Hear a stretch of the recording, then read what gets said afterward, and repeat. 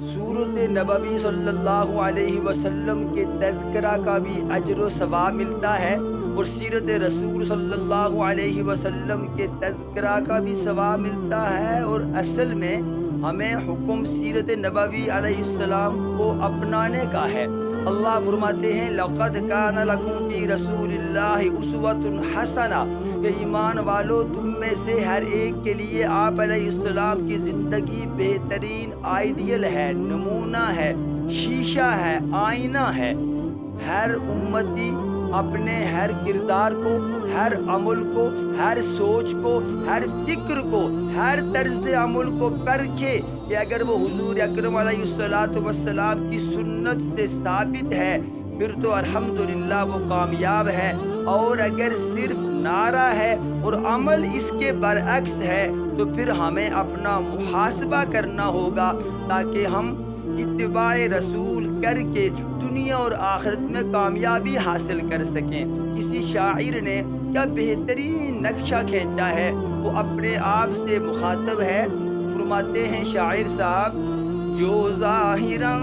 تو پھول ہے پر باطناً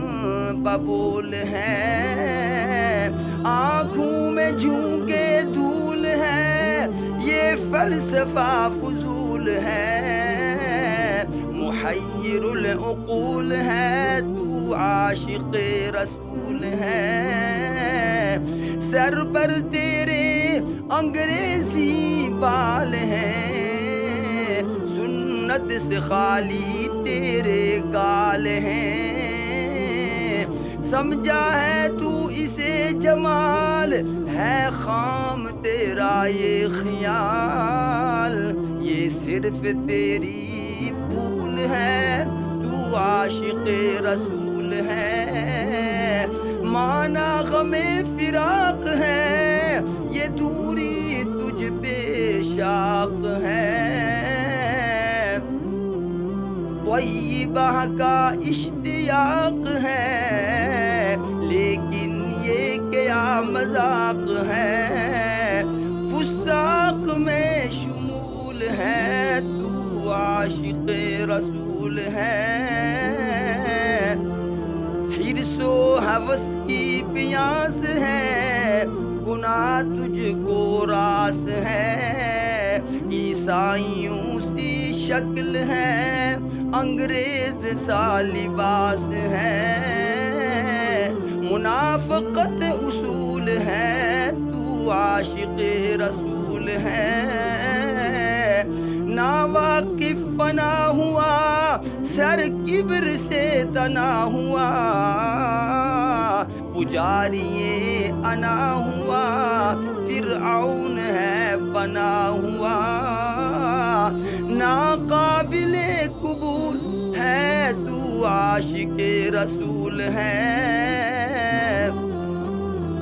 مانا کہ تو شریف ہے ہر ظلم کا حریف ہے، پر اس کو کیا کریں بھلا حد درجہ تو نحیف ہے، پر اس کو کیا کریں بھلا حد درجہ تو نحیف ہے، اب عشق خود ملول ہے تو عاشق رسول ہے۔ آخری رباعی مدحت سرائی خوب کر نعتیں بھی خوب لکھ مگر کرتا ہوں قصہ مختصر گر پاس تیرے اے اثر، حسن